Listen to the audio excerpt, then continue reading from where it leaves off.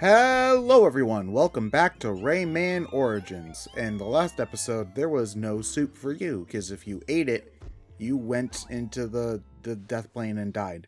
There were a lot of dragons, though, am I right? Damn, I thought you're going into there's no soup for you because if you ate it, well, it's gone. That is what the phrase "you can't have a cake and eat it too" is referring to, and it took me 25 years of my life to understand that. That phrase is a lie, though, because you can absolutely do that if you just eat half the cake and leave half of it behind. Which is what most people do Holy shit, anyways. you're right. And this is the only time after the year 2006 where it's acceptable to say the cake is a lie, as well.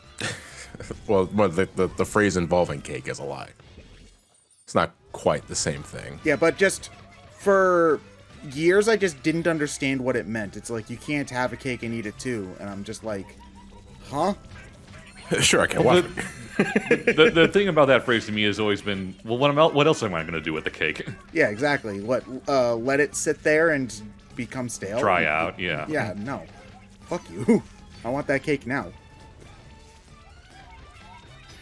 I mean, the obvious answer to that is you're going to give it to someone else, which is what people usually buy cakes for in the first place, so... Yeah. Oh, well... Have you ever known anyone to buy their own cake? Yeah. This is where I would do, like, the shifty eyes thing if we had webcams, which we don't. People don't Well, we buy have their webcams, own we just cake. don't They record buy them, other so. people cakes, and then they hope desperately that someone else will do the same for them when they're craving cake. Yeah.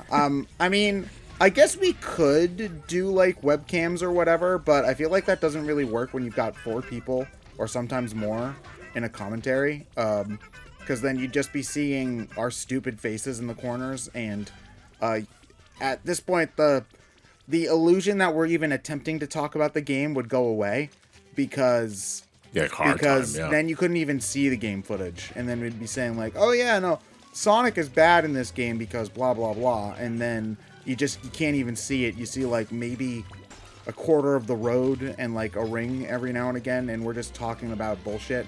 So What I more imagine would happen with, basically we just go what Star Fox does, where anytime we're talking, just we have a little, the codec little thing at the bottom just pop up with our face on it.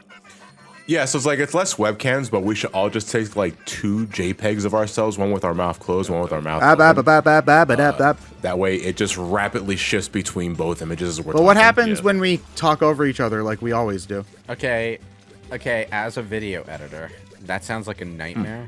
Oh no, pain in the ass. Not worth it. Even a We're little not doing bit. it. We're not doing it. No, I mean, the smart thing to do is that you would take a sequence of those 2 JPEGs rapidly flashing between each other, right? And then you export that, and you just put that on the overlay whenever you need to. Yeah, but then you still have to edit it on top of the screen whenever. If your idea of editing it is just putting it on an overlay, you are lazy. Well, yeah, but no, it's more just. First off, John, you think we aren't lazy? You gotta. I'm just saying. You gotta sync it up with the syllables, editing. though, and that's like, it's not hard. No, it's just.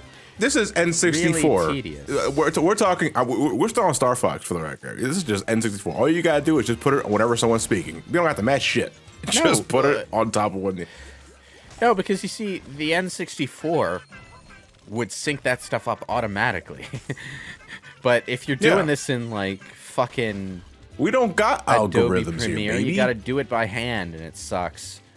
It would be easy.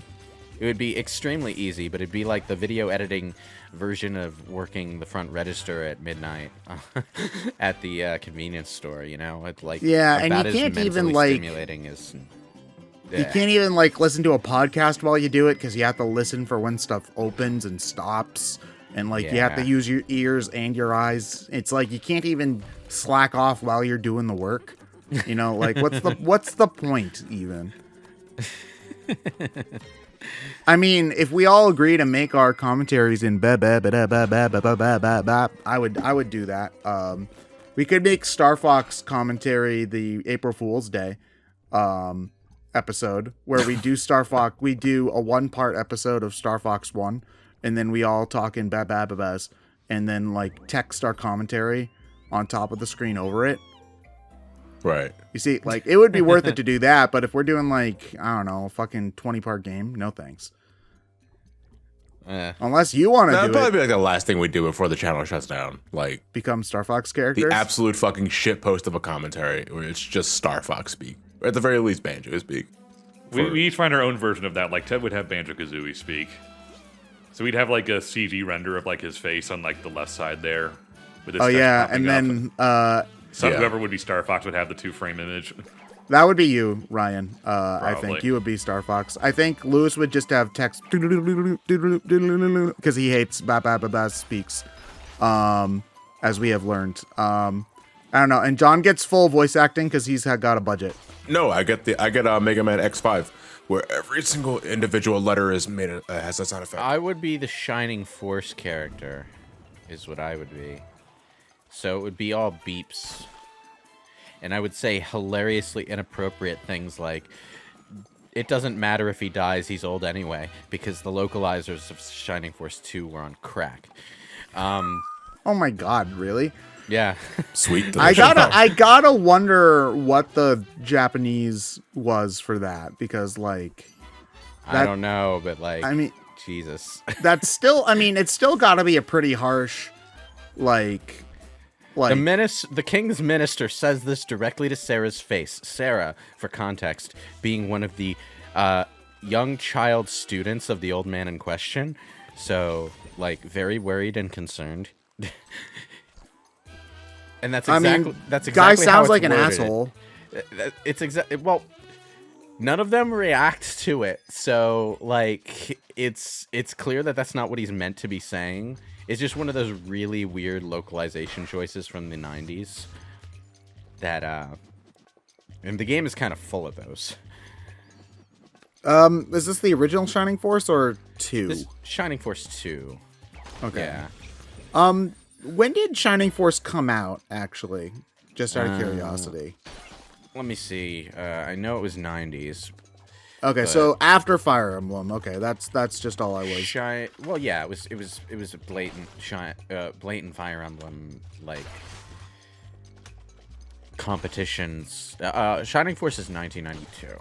1992. Oh, So no, that no. actually might not be as okay, so that's actually not as far after Fire Emblem as I thought, because Fire Emblem 1 came out in 1990. And the sequel, the NES sequel, didn't come out until 1992, which is like comically late for the for the NES. Like, I think one of the only games to be released later of note was Kirby's Adventure, which was 1993. Mega Man I was 6 was say, also by really late. Nintendo standards anyway, because there was still stuff. Oh, by being Ted- made yeah. for Ted, the Ted, NES Ted, until, what are like, you doing? 95.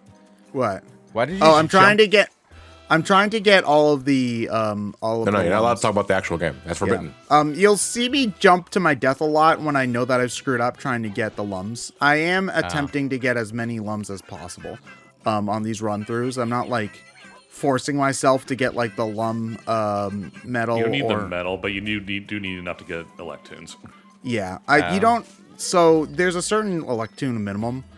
I don't know what the actual minimum is because I've always met it. It's usually 300 for a regular level, but depending on the stage, it can be like 175 or something. Oh, you're talking about the Electoon minimum. I'm talking about, like, you need a certain amount of Electoons to, like, go to the boss of the next stage. Oh, those, yeah. But it's pretty generous. Like, I've occasionally, when playing Mario 3D World, run into the green star requirement when I don't care about getting them.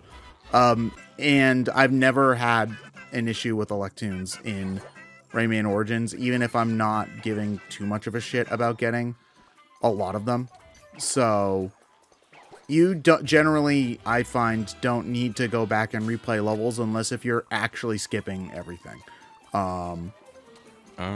Which is, I feel like, not really how a lot of people tend to play these games. I feel like the first time when you're playing a game in particular, you tend to explore at least a little bit, and you'll naturally get enough Lums to at least get, like, one of the Lum Electoons. The Lum medals don't do anything, though. I think you probably get, like, an achievement for it in the PS3 and Xbox versions, but in the Wii version, you get jack and shit. But I've gotten them all anyway because I have a problem. Well, at least you've admitted it. I mean, I guess. Not that achievements are worth anything anyway. Like, you don't even earn gamer score for achievements anymore. So, like, what's even the point at this point? I still, like, really like it when games give you, like, in-game rewards for that stuff. I'm honestly just okay with, like, just at least an acknowledgement that you did it. Like, one of my favorite instances of 100%ing a game was 100%ing Muramasa the Demon Blade on Wii. You get nothing for doing it except, like, a really heartfelt thank you message from the devs. And, like, that was honestly worth it in and of itself. Because, although I will say that probably that I have a soft spot for, like, Luigi and Mario Galaxy or whatnot. Like, that's a cool 100% reward. But I was It's gonna also- say, Yeah, that's always my go-to. It's also a reward for decent that. little meme to use. I was gonna say, a Just a little heartfelt image of thank it. you sounds a lot like a postcard to me. no, okay. Listen. Like, here's the difference, all right? First off, the postcard in Mario Sunshine is bullshit. All right? You don't get to see, like, oh, you know, like the nice locales that you're in or whatever, because, like, you're on a tropical vacation and you'd be giving a postcard to people showing off, like, oh, this is where I went. You don't see a postcard of Isle Delfino, all right? You see the school cafeteria with 60 Piantas in it that you hate. Yeah, it's like it's not even a sexy postcard with a hot babe that says "wish you were her." Like, it's just have a relaxing vacation. Well, they're not even doing any cool poses. It's all just them in their default standing animation. Right. Like they're in a police line. Yeah. It's like, can you identify the crook? It's that one. It's Mario. Oh fuck, here we go again. Versus, like, in Muramasa, they're like, thank you so much for playing our game. Like, it's people like you that make having this game experience be worthwhile. And it's just like, oh, they think I'm a real person. And it's heartwarming, you know, versus, like, have a relaxing vacation. It wasn't a very relaxing vacation, actually. I got thrown off a ledge by a chuckster for a half an hour. And had to wait on this boat for 20 minutes. That completing Muramasa was fun. Okay, to go back to something we were saying earlier, I wouldn't have Mega Man X5 speech. I would have Pinata speech. Pinata for the Oh,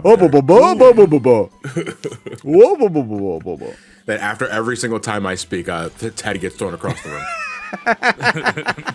You just gotta have, like, every time John speaks, you just gotta have a image of Mario being thrown across the screen. Yeah, see? Yeah. You're gonna say that's not annoying to edit, having to keyframe of Mario being thrown across the screen? I will commit to the bit. You'd commit. Oh, okay, John. Whatever. Yeah. For all that sweet BrainScratch. When was the last time you edited your own video, huh? I liked John before he sold out. Look, Actually, if you just were to finished editing my keyframe a Singularity Mario video. being thrown across the screen and play it every time that he said something, then you would do it exactly one time and you would copy Lewis, you're not helping. throughout the rest of the Lewis, video. you're not helping. That would be a lot easier than doing Write that down. the lip flaps. Write that down. Okay, so what? You would have to do the animation of, like, the three lines in a slightly curve going bling, bling, bling. What's with anytime the you said angry? anything. What's with the angry fucking orange?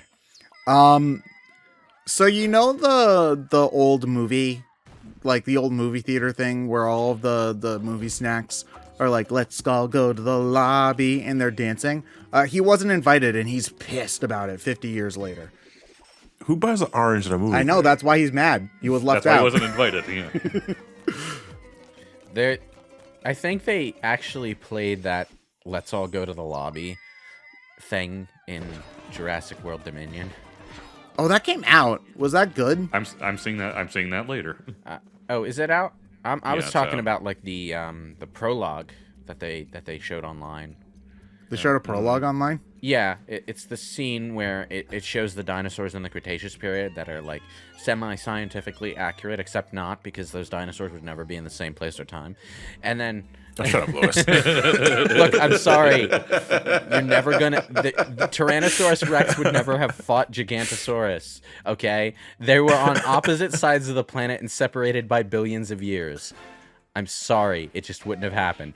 But, like, okay, the scene was supposed to set up, like, the difference between real dinosaurs and the cloned ones, you know? I think timeline-wise, I think we're closer to the T-Rex than the T-Rex is to the Stegosaurus. Yeah, actually. But, like, the cool thing about the Dominion prologue was that it opens on a reasonably scientifically accurate T-Rex and then transitions to the modern day with the cloned T-Rex that looks obviously different. So I just I enjoy that that they turned the scientific incongruity into a plot point. So I know that I've only watched the first Jurassic World, which was The second one sucks. Don't watch it. okay, because I didn't have extremely high thoughts about the first one. It was like the most mediocre movie I've seen in a long time. It was a very standard Jurassic Park movie, and its only real draw was showing what a Jurassic World park that operates normally would look like, you know? Yeah, is that everything Pride else Rock? About it was really kind of boring. Is that honestly. Pride Rock in the background? Did they build a city on Pride Rock? Well, you see, times got hard after Simba took over the Pride, and he had been living in the jungle eating bugs for After 6 years. After Simba, you don't say- think maybe the economic decline brought along by the Scar By the administration? Listen, Simba is completely unprepared for the job. He grew up in the forest eating bugs for 6 years. You also got it purely by nepotism. Yeah, you want that guy in charge? Yeah, he doesn't he know knows how what to it's run the like. Pride economy. Look, he he doesn't know how to knows- care for the young ones when they're born. He All right? he knows what it's like to be the little guy struggling to make ends meet. You know okay? what we had under Scar? Also- Stability. All right? Oh yeah, everything Just because was the very weather's stable better and how doesn't terrible mean it that was. the state of the Pride is any better. All right? Look.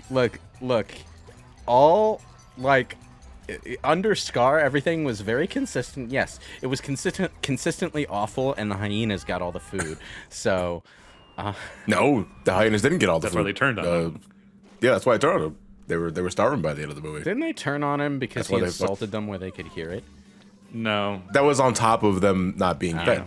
That's why they turned so easily. So anyway, the point is, the only thing Scar did wrong was happen to be in charge when there was a poor weather pattern.